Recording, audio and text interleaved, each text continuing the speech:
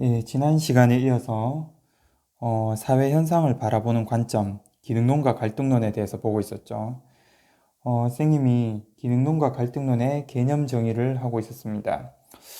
어, 선생님이 상세하게 해줄 수는 없고 큰 맥락만 짚어주고 있는데 결국은 이렇게 보고 있죠. 기능론은 이 사회 구조라는 것이 바로 정립되어 있다. 글자가 잘 안 보이죠? 예. 이 사회 구조라는 것이 올바르다, 제대로 정립되어 있다, 이렇게 보는 것이죠. 기능론에서는 이것이 올바르게 정립되어 있다. 갈등론에서는 그렇지 않다. 개혁해야 될 대상이다. 이렇게 보는 거죠. 왜 갈등론은 항상 사회 구조를 갖다가 부정적으로 볼까요? 지난 차시에 있었던 마르크스에 대해서 잠시 얘기를 꺼내 보려고 하는데, 이 마르크스라는 사람은 자본주의의 폐단을 지적했습니다. 그러니까 자본주의 사회의 잘못을 지적했는 거니까 여러분들에게 누군가 질문을 한다면 이렇게 대답해야 되겠죠. 자본주의가 먼저냐, 사회주의가 먼저냐, 이렇게 얘기한다면 당연히 자본주의가 먼저 탄생하게 되었고, 그 자본주의의 문제점을 지적하면서 나온 것이 사회주의입니다. 그러므로 자본주의가 먼저겠죠. 그러니까 자본주의는 마르크스 입장에서 무조건 모순된 입장이 아니죠. 예, 말이 자꾸 꼬이네요. 모순점을 가지고 있습니다. 선생님 예를 한번 들어볼까요? 선생님이 건물주예요. 돈이 엄청나게 많습니다. 건물주. 오늘날로 치면은 자본가입니다. 이 건물이라는 생산 수단을 가지고 있어요. 여러분들은 아르바이트생입니다. 알바생이에요. 노동자입니다. 여러분들 한번 생각해 봅시다. 알바를 하는 이 노동자가 일을 아무리 열심히 해도 건물주보다 돈을 많이 벌 수 있을까요? 없을까요? 없습니다. 아마 죽었다 깨어나도 그런 일은 발생할 수 없습니다. 자본가는 일을 하지 않아도 건물을 가지고 있다는 이유만으로 뼈 빠지게 고생하는 노동자보다 무조건 돈을 많이 벌 수밖에 없는 구조에 있다는 거예요. 그렇기 때문에 이 구조 자체가 모순이라는 거예요. 그 사회의 대다수의 인원을 구성하고 있었던 노동자들만 핍박받는 구조였기 때문에 마르크스는 자본주의 구조 하에서는 무조건 안 좋은 결과를 만들어낸다는 것이죠. 그러니까 자본주의가 없어지기 전까지는 사회구조는 무조건 잘못된 겁니다. 자본주의 사회구조는 무조건 잘못된 거다. 이렇게 이해하면 됩니다. 자, 그렇다 보니까 각각의 이론의 장점과 단점이 있는데, 그냥 여러분들 장점은 다 알 테니까 단점만 한번 보도록 하겠습니다. 비판점이 있을 수 있는데, 이 기능론은요, 현재의 사회 구조를 항상 옹호하기만 합니다. 그러니까 현재 뭐가 잘못됐든지 간에 어떤 시스템이 잘못됐다 하더라도 현재의 정책이 잘못됐다 하더라도 그건 그 나름대로 다 이유가 있을 것이야 라고 생각하기 때문에 현 체제 또는 기득권층, 현 체제나 기득권층의 입장을 대변한다. 입장을 옹호한다. 그래서 이런 비판을 받고 있죠. 그래서 어떤 관점이다? 보수적 관점이다. 이런 비판을 받는다라고 했습니다. 반면에 갈등론은 어떻습니까? 비판점으로는. 우리 현 사회는 항상 갈등만 하고 있나요? 여러분들 집에서 항상 부모님은 싸우기만 하나요? 가족끼리 항상 싸우기만 하나요? 자주 싸우더라도 항상 싸우는 건 아니죠. 예. 조화를 이루고 협력을 이룰 때도 있다 이 말입니다. 우리 사회에 나타나는 조화와 협력이 나타나는 그러한 측면을 갖다가 경시한다 이렇게 볼 수 있습니다. 얘기를 잠깐만 더 하자면 결국은 마르크스가 생각하는 이상적인 국가는 뭘까요? 사회주의 국가입니다. 마르크스가 생각했던 이 사회주의 국가는요 오늘날에 있습니다. 예. 그럼 이상향이잖아요. 그럼 모든 대다수의 나라들이 다 사회주의로 가야 하잖아요. 근데 현실은 그렇지 않죠. 사회주의 국가는 극소수이고 대부분의 나라들이 자본주의 국가입니다. 대표적으로 중국, 북한, 러시아, 베트남, 쿠바 이런 나라들 공통점이죠. 다 못 삽니다. 국민들의 삶이 어려워요. 그러면 마르크스는 뭐라고 얘기했냐 하니까 자본주의는 너무 문제점이 많기 때문에 자본주의는 알아서 무너지고 자연스럽게 사회주의 국가가 도래할 것이라고 봤습니다. 하지만 현실은 그렇지 않았죠. 왜? 자본주의가 변모에 변모를 거듭합니다. 뭐로? 수정 자본주의, 복지 자본주의 국가로 거듭나면서 마르크스가 생각했던 자본가들이 일방적으로 노동자나 국민들을 착취하는 그러한 모습만을 보이지는 않았다는 거죠. 스스로 개선해 나갔다는 겁니다. 그로 인해서 자본주의가 오늘날까지 계속해서 그 명맥을 유지하고 있는 겁니다. 자, 좀 전까지 봤던 것들은 사회 구조를 기준으로 다 공부를 했습니다. 사회 구조요. 근데 지금 봐야 할 상징적 상호작용, 발음이 안 되네요. 상징적 상호작용론. 지금 밤에 녹화하고 있어서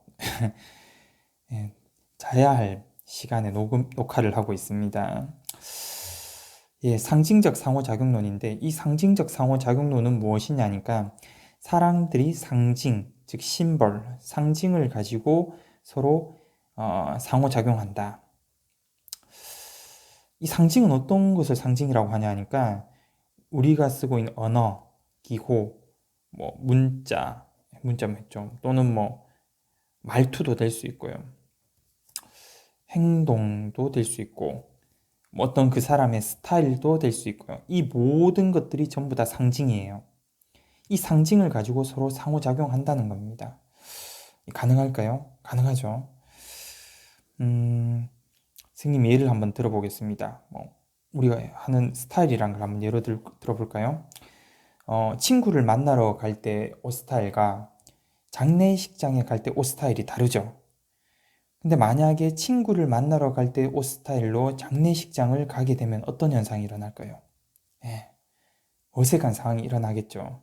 즉, 우리는 사람들 간에 이 상징을 가지고 끊임없이 상호작용한다는 것입니다. 그러면 이 맥락은 무엇입니까? 사람과 사람 사이의 관계다. 즉, 사람과 사람 사이의 관계니까 사회 구조가 아니죠.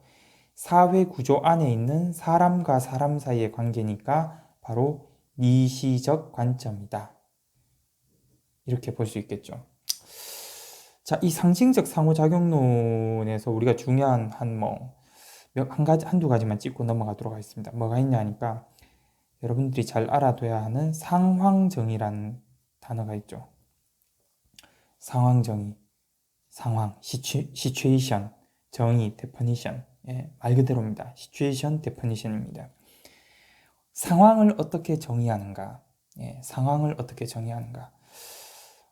현재 이 코로나 때문에 온라인 수업을 하고 있습니다. 우리가 목소리로만 만나고 있는데요. 이 온라인 수업에 대해서 어떻게 생각합니까, 여러분들? 따분하고 지겹죠. 아마 이걸 듣지 않고 그냥 게임을 할 수도 있고, 딴짓을 할 수도 있고, 틀어놓고 잠을 잘 수도 있습니다. 이러한 상황을 갖다가 개인이 어떻게 정의하느냐에 따라서 다르게 행동한다는 거예요. 이해됩니까? 온라인 수업을 할 수밖에 없는, 코로나 때문에 온라인 수업을 할 수밖에 없는 상황에서 어떻게 행동하느냐? 어떻게 행동하는가? 이것은 바로 뭐냐? 내가 이 상황을 어떻게 정의하는가에 달려있다. 이런 뜻입니다. 이해됩니까? 이해됩니까? 그러니까 상황을 어떻게 정의하느냐에 따라서 사람들마다 행동이 다 다를 수밖에 없겠죠.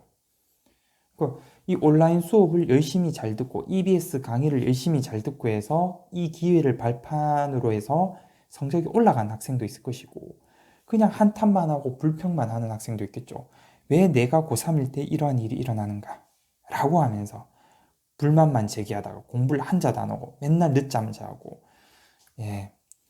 아침에 일어나서 점심을 먹는 학생들도 있겠죠. 그러다가 어떻게 됩니까? 성적이 뚝뚝 떨어지겠죠. 그러니까 개인이 그 상황을 어떻게 정의하느냐에 따라서 행동도 달라질 것이다. 그러면 사람을 어떻게 보는 겁니까? 자, 사람들은 능동적 인간이다. 이 얘기를 하고 싶은 거죠. 능동적 인간이다. 그러면 이 거시적 관점에서는 어떠냐? 사람은 어떻게 수동적으로 봅니다. 수동적 인간으로 봅니다. 반대가 능동적 인간이죠. 즉 무슨 말이냐니까 이 사회 구조에 의해서 사람은 영향을 받고 그 영향에 의해서 내가 어떻게 행동할 건지 결정된다라는 겁니다. 이해됐습니까? 예를 들면 갈등론의 입장에서 볼까요? 너는 노동자야. 노동자는 노동자로서의 의식을 가지고 있어. 자본가에 대해서 저항해야 돼. 안 그럴 수도 있겠죠. 노동자지만 자본가를 좋아할 수도 있잖아요. 하지만 마르크스는 그렇게 생각하지 않습니다. 노동자는 자본가를 적대적으로 생각해야 된다. 왜? 자본주의라는 아주 더러운 시스템 속에서는 노동자가 항상 핍박을 받기 때문에 자본가에 저항해야 된다고 봤습니다. 기능론에서는 어떻습니까? 왜 나는 노동자인가? 나는 왜 돈을 많이 못 버는가? 기능론자가 이렇게 얘기하죠. 너가 그러한 경쟁 시스템 속에서 열심히 노력하지 않았기 때문에 그런 것이야. 이렇게 얘기해버린 거죠. 즉 개인을 둘러싸고 있는 이 사회 구조에 의해 우리는 영향을 받고 살아간다는 것이 거시적 관점입니다. 반면에 미시적 관점은 뭡니까? 아까 내가 이 노동자라는 상황, 온라인 수업을 할 수밖에 없는 상황, 이 상황을 어떻게 정의하느냐에 따라서 나의 행동이 달라지고 모든 것이 결정된다. 능동적인가이다. 또는 우리 시험에서는 자율적으로도 본다. 뭐 능동적, 자율적, 우리가 결정한다라는 의미에서는 다 똑같은 의미겠죠. 예, 이 상징적 상호작용론에 한계점은 없느냐, 비판점은 없느냐? 비판점이 있겠죠. 비판점 한 가지 예를 들어볼까요? 여러분들 우리 사회를 관통하고 있는 가부장제 구조 시스템이죠. 하나의 구조죠. 사회 구조죠. 이것도 언젠가 선생님이 설명할 때가 있을 텐데 이 가부장제 구조 하에서 여러분들은 여학생입니다. 자, 한번 예를 들어볼까요? 여러분들이 고등학교를 곧 졸업합니다. 그리고 난 다음에 대학교 갔습니다. 친구들과 재밌게 술을 마시고 놉니다. 여러분들 집에 오빠가 있다면 오빠가 대학교 가서 늦게까지 술을 마시고 집에 들어온 것을 많이 보았을 것입니다. 아, 우리 오빠가 그랬으니 나도 그래 보자 라고 해서 새벽 2시까지 술을 마시고 집에 들어왔습니다. 부모님이 이렇게 얘기하겠죠. 너 왜 늦게 들어와? 여러분들이 오빠도 늦게 들어왔잖아. 하지만 부모님은 이런 말 하면 안 되지만 가부장제 구조에서 그렇죠. 여자가 밤에 늦게 다니고 말이야. 이렇게 얘기해버리죠. 여러분들 이 가부장제 구조라는 틀을 쉽게 벗어날 수가 없죠. 이걸 깨뜨려야 하지만 우리는 이 구조에 영향을 받고 분명히 살아가고 있다는 것을 무시할 수 없습니다. 무시할 수 없어요. 선생님 예를 들자면 선생님 아직 얼굴을 안 보여줬지만 나의 스타일 아마 여러분과 나는 조만간 보게 될 겁니다. 모의고사 치는 날 스타일 뻔하겠죠. 단정한 머리 스타일, 단정한 헤어, 복장은 뭡니까? 정장류. 왜 이렇게 해야 됩니까? 이렇게 안 해도 되잖아요. 단정하게 안 할 수 있잖아요. 파마할 수 있잖아요. 머리 노랗게 할 수 있잖아요. 정장 안 입고 찢어진 청바지 입을 수 있잖아요. 하지만 우리 사회를 둘러싸고 있는 이 구조에서 선생님도 역시 자유로울 수 없다라는 겁니다. 그러니까 거시적 어떤 수준의 법칙이라든가 구조에서 우리는 완전히 자유로울 수 없다는 거죠. 나는 머리를 노랗게 파마하고 싶어. 노랗게 염색해서 파마하고 싶어. 찢어진 청바지를 입는 것이 교사야. 라고 정의했지만 그렇게 행동하기 어렵다라는 겁니다. 바로 교감 선생님한테 호출되겠죠. 그러니까 능동적 인간이라고 했지만 실제로는 그렇게 능동적이지 못하다라는 겁니다. 현실에서는요. 자, 이렇게 해서 선생님이 사회 문화 현상을 바라보는 관점, 상징적 상호작용론까지 간단하게 언급했습니다. 다음 차시에서는 이 관점과 관련해서 사회문화에서 가장 중요한 이 관점과 관련한 기출문제 풀이를 하도록 하겠습니다.